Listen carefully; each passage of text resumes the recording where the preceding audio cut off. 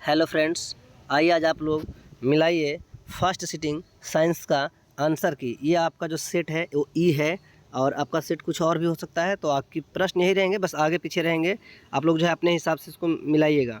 देखिए question number 14 है, इसमें कहता है कि रक्त में शर्करा का स्तर नियंत्रित कौन करता है। तो रक्त में जो इंसुलिन जो है वही शर्करा का नियंत्रित करता है। अगला प्रश्न आ रहा है आपका कि मानव शरीर में सबसे लंबी कोशिका कौन सी है।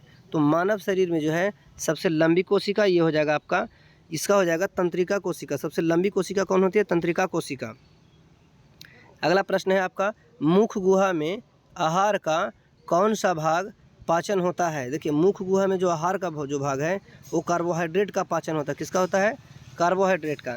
देखिए आप लोग जो है अपना आंसर की मिलाते भी चलिए और दोस्तों के बीच शेयर भी करते चलिए। लाइक कर दीजिएगा, सब्सक्राइब करने नहीं किए तो भी कर दीजिएगा और लाइक ज़रूर कर दीजिएगा और शेयर कर दीजिएगा ताकि सारे लोग चेक कर सकें। देखिए अगला प्रश्न आपका आ रहा है, पराग कण निम्न में से किसके अंदर बनते हैं। तो पराग कण जो है ये पराग कोश के अंदर बनते हैं। पराग कण कहाँ पर बनते हैं? पराग कोश के अंदर। देखिए अगला प्रश्न आ रहा है आपका, रुधिर चाप नियंत्रित होता है। तो रुधिर चाप जो है ये आपको नियंत्रित होता है वृषण द्वारा। किसके द्वारा होता है? वृषण के द्वारा। अगला प्रश्न है आपका, कौन सी बीमारी श्वसन तंत्र से संबंधित है। तो देखिए ये जो निमोनिया है यही आपको श्वसन तंत्र से रिलेटेड है। अगला प्रश्न है आपका यहाँ स्क्रीन पे कि सोडियम की परमाणु संख्या क्या है। तो देखिए सोडियम के जो परमाणु संख्या है यह है आपका 11। अगला प्रश्न आ रहा है आपका, जीन शब्द किसने प्रस्तुत किया। तो जीन शब्द जो है दोस्तों वो प्रस्तुत किया है आपका जोहानसन ने। किसने प्रस्तुत किया है? जोहानसन ने, है ना। अगला प्रश्न है आपका कि निम्नलिखित में किस में द्विखंडन नहीं होता है। तो हम आपको बताते चलें कि पैरामीशियम अमीबा यूग्लिना सब में होता है। ईस्ट में जो है आपका द्विखंडन नहीं होता है बल्कि ईस्ट में मुकुलन होता है। अगला प्रश्न की ओर चलेंगे हम लोग, निम्न में से कौन सा स्वच्छ ऊर्जा स्रोत है। तो आपको बता दें कि लकड़ी जो है ये आपका स्वच्छ ऊर्जा स्रोत है। अगला प्रश्न है आपका,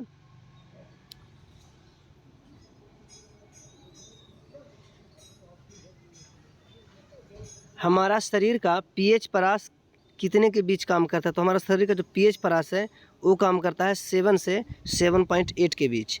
अगला प्रश्न है आपका, ग्लूकोज का रासायनिक सूत्र। तो हो जाएगा C6H बार आपका O6, है ना। देखिए अगला प्रश्न है आपका,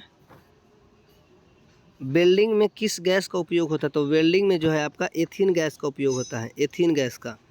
नेक्स्ट प्रश्न है, एल्कीन का सामान्य सूत्र। तो हो जाएगा CnH2n। एल्कीन का सामान्य सूत्र CnH2n। अगला प्रश्न है आपका, देखिए स्क्रीन पे, वायु का निरपेक्ष अपवर्तनांक वास्तव में होता है। तो वायु का जो निरपेक्ष अपवर्तनांक होता है वो वास्तव में होता है 1 से अधिक। अगला प्रश्न है आपका, नेक्स्ट प्रश्न है आपका, आँख नाक गला के चिकित्सक उपयोग में लाया जाने वाला दर्पण है। तो आँख नाक और गला के जो चिकित्सा है, जो डॉक्टर जो हैं वो लाते हैं अवतल दर्पण का उपयोग करते हैं। अगला प्रश्न है आपका, सजीव जीवधारियों द्वारा किस प्रकार की नाइट्रोजनी पदार्थ का उत्सर्जन होता है। तो ये होता है इनमें से सभी का। अगला प्रश्न हो जाएगा इसका, किशोरावस्था में होने वाले शारीरिक परिवर्तन का कारण होता है। तो देखिए ये होता है टेस्टोस्टेरोन के कारण भी और एस्ट्रोजन के कारण भी। यहाँ लड़का लड़की की बात नहीं किया गया है, यानी हो जाएगा इसका ऑप्शन सी। आंसर हो जाएगा इसका D4 डॉग। अगला प्रश्न है आपका, शरीर का संतुलन बनाए रखता है। तो ये हो जाएगा सेरिबेलम। कौन है आपका? सेरिबेलम। अगला प्रश्न है आपका, द्विखंडन पाया जाता है। तो ये पाया जाता है स्पंज में। द्विखंडन कहाँ पाया जाता है? स्पंज में। अगला प्रश्न है आपका, अग्न्याशय में से कौन सा हार्मोन स्रावित होता है। तो अग्न्याशय जो है इससे इंसुलिन हार्मोन निकलता है। अगला प्रश्न है आपका, निम्नलिखित में से कौन रक्त का थक्का जमने के लिए उत्तरदायी है। तो यह हो जाएगा आपका रक्त बिंबाणु। अगला प्रश्न आ रहा है आपका, नाभिकीय ऊर्जा प्राप्त करने के लिए निम्नलिखित में कौन आवश्यक है। तो यूरेनियम के बिना नाभिकीय ऊर्जा संभव नहीं है। अगला प्रश्न है, निम्नलिखित में नर युग्मक कौन है। तो शुक्राणु जो है आपका यह आपका नर युग्मक है। अगला प्रश्न है आपका, परजीवी का एक उदाहरण है। तो ये हो जाएगा अमरबेल। अगला प्रश्न हो जाएगा आपका कि विभवांतर मापा जाता है। तो विभवांतर जो है ये वोल्ट मीटर के द्वारा मापा जाता है। देखिए अगला प्रश्न है आपका निम्नांकित में कौन सा कथन सत्य है? तो ये हो जाएगा आपका एम्पियर बराबर वोल्ट भागा ओम, यानी वोल्ट बटा ओम होता है। फॉर्मूला है आपका प्रश्न है आपका, निम्नलिखित पदार्थों में चालक है। तो एल्यूमिनियम जो है चालक पदार्थ है, बाकी इसमें अभ्रक नहीं है, कांच नहीं है, चीनी मिट्टी भी नहीं है, एल्यूमिनियम हो जाएगा।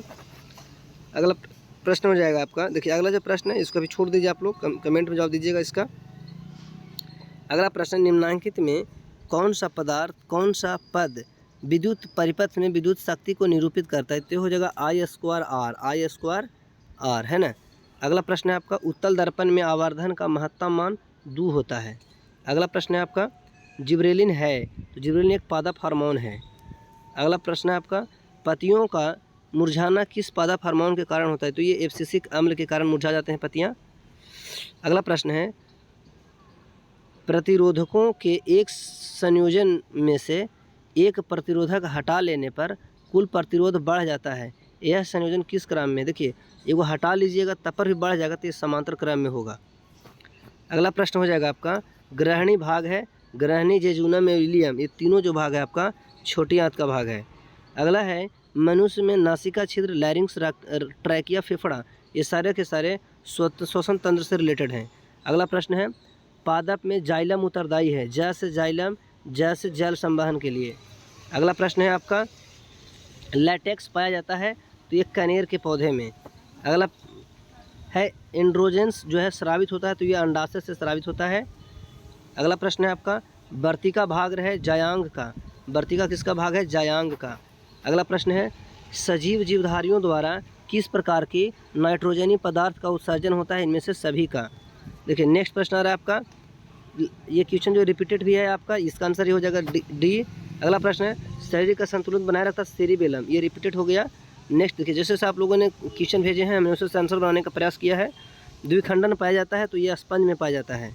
अगला प्रश्न है आपका, अग्न्याशय से कौन सा रस निकलता है? तो इंसुलिन निकलता है। नेक्स्ट है आपका, निम्नलिखित में से कौन सा रक्त थक्का जमाता है? तो रक्त बिंबाणु। अगला प्रश्न है आपका, नाभिकीय ऊर्जा प्राप्त करने के लिए निम्नलिखित में कौन आवश्यक है? तो यूरेनियम आवश्यक है। अगला प्रश्न हो जाएगा आपका, निम्नलिखित में नर युग्मक कौन है? तो शुक्राणु जो है आपका ये नर युग्मक है। परजीवी पौधा का एक उदाहरण है, अमरबेल जो है आपका परजीवी पौधा है। विभवांतर मापा जाता है ये वोल्ट मीटर के द्वारा। अगला प्रश्न है, निम्नांकित में कौन सा कथन सत्य है? तो ये हो जाएगा आपका एम्पियर बराबर वोल्ट भागा ओम। निम्नलिखित में कौन जो है चालक है? तो एल्यूमिनियम। अगला प्रश्न हो जाएगा आपका, इसको हम लोग छोड़ के चले थे, ये प्रश्न हो भी गया है, रिपीटेड कैसे हो गया।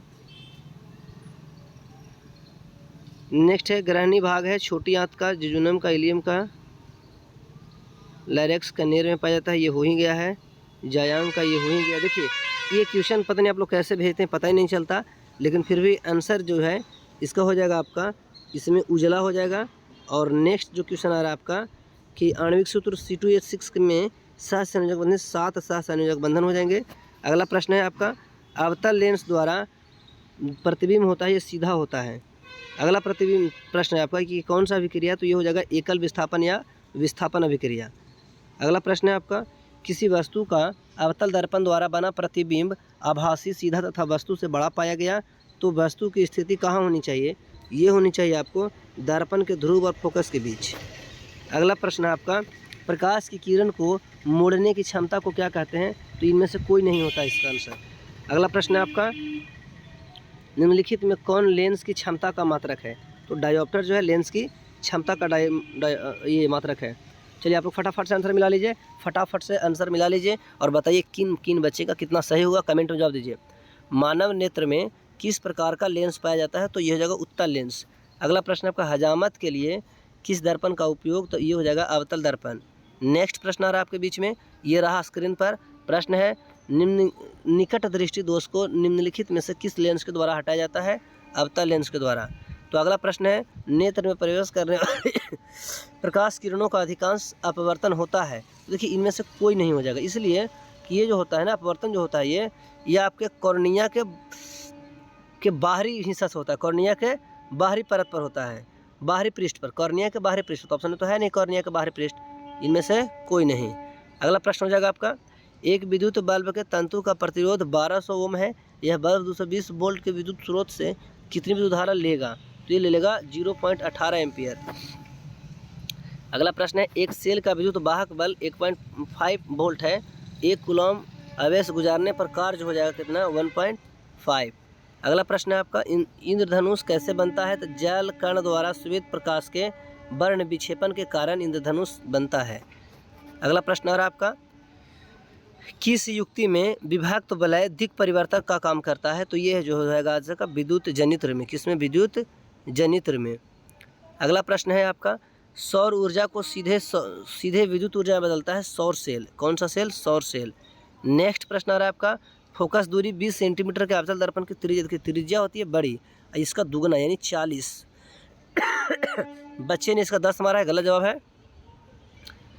नेक्स्ट प्रश्न है, कांच की एक समांतर पट्टिका पर श्वेत किरण निम्नांकित में कौन प्रथम अपवर्तन के साथ घटित होगा, ये हो जाएगा आपका विचलन। क्या हो जाएगा आपका, विचलन, है ना। इसका आंसर हो जाएगा आपका विचलन। नेक्स्ट प्रश्न है आपका, घरेलू विद्युत परिपथ में उदासीन तार जो होता है आपका काला कलर के होता है। मालाचाइट किस धातु का अयस्क है, कॉपर का यानी तांबा का। लोहे पर जिंक परत लेपित करने की क्रिया को क्या कहते हैं, गैल्वेनीकरण कहते हैं इसको। अगला प्रश्न है आपका, सिरका में निम्न में से कौन सा अम्ल पाया जाता है, एसिटिक अम्ल पाया जाता है सिरका में। अगला प्रश्न है आपका, अभिक्रियाशील समूह बॉन्ड CO को कहते हैं, तो इसको कहते हैं कीटोन यानी कार्बोनिल समूह। अगला प्रश्न है आपका, कोई धातु ऑक्सीजन के साथ अभिक्रिया कर उच्च गलनांक वाला यौगिक बनाता है, यह यौगिक जल में विलेय है, वह तत्व निम्नांकित तत्वों में कौन हो सकता है, तो ये संभव है कैल्शियम होगा। अगला प्रश्न है आपका, खड़िया का रासायनिक सूत्र, तो हो जाएगा कैल्शियम कार्बोनेट CaCO3 यानी चौक। निम्नांकित में कौन सी धातु सर्वाधिक तन्य है, सोना। अगला प्रश्न है आपका, पेंटेन का आणविक सूत्र C5H12 में कितने संरचनात्मक समावेश संभव है, 3 गो। अगला प्रश्न है आपका, प्लास्टर ऑफ पेरिस का रासायनिक नाम क्या है, calcium sulphate hemihydrate, option C। अगला प्रश्न है आपका, कैथोड किरणों में क्या उपस्थित रहते हैं, तो इलेक्ट्रॉन जो है कैथोड किरणों में उपस्थित रहते हैं, ऑप्शन A फॉर एप्पल। अगला प्रश्न है आपका, कवक में पोषण की कौन सी विधि होती है, तो मृतजीवी होती है। अगला प्रश्न है आपका, एथिल अल्कोहल का व्यापारिक उत्पादन किस रासायनिक क्रिया द्वारा किया जाता है, किण्वन के द्वारा। अगला प्रश्न है आपका, कली चूना का रासायनिक सूत्र होता है कैल्शियम ऑक्साइड CaO। अगला प्रश्न है, आयोडीन युक्त नमक है NaCl+Ki। अगला प्रश्न है आपका, देखिए नेक्स्ट प्रश्न है आपका कि निम्नांकित में कौन विद्युत का सुचालक है, तो ग्रेफाइट जो होगा इसमें विद्युत का सुचालक होगा। अगला जो प्रश्न है आपका वो है, मैग्नीशियम की परमाणु संख्या 12 है, इसकी संयोजकता हो जाएगा आपका 2। अगला है, निम्नांकित में किस धातु का विस्थापन उसके लवण के विलयन से होता है, तो ये हो जाएगा तांबा धातु का। किस धातु का हो जाएगा आपका, तांबा धातु का। अगला प्रश्न आपका दिया गया है, शल्य चिकित्सा में टूटी हड्डियों को जोड़ने के लिए प्रयुक्त होने वाला रासायनिक पदार्थ जो है ये आपका प्लास्टर ऑफ पेरिस है। कौन सा आपका, प्लास्टर ऑफ पेरिस। अगला प्रश्न है आपका, निम्नांकित में कौन सा संयोजक यौगिक है, पोटेशियम क्लोराइड। अगला प्रश्न है, अमोनिया क्लोराइड का जलीय विलयन जो होता है वो होता है अम्लीय। देखिए अमोनिया को होता है NH3Cl, तो देखिए कहीं ना कहीं H है तो आपका अम्लीय हो जाएगा। अगला प्रश्न आ रहा है आपका, ये तो पता ही नहीं चल रहा, हो भी गया है। चलिए इसी के साथ आपका सारे प्रश्न समाप्त हो गए हैं। अगर कोई प्रश्न छूट गया होगा तो हमारा जो है आपसे अनुरोध रहेगा कि कमेंट में प्रश्न क्वेश्चन नंबर टाइप कीजिएगा, और या तो फिर आप क्वेश्चन का फ़ोटो हमारे व्हाट्सअप नंबर पर भेजिएगा।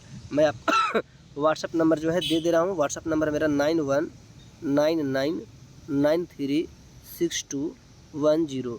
धन्यवाद। और इसको जितना ज़्यादा से ज़्यादा आप लोग शेयर कीजिए, लाइक कीजिए, सब्सक्राइब कीजिए।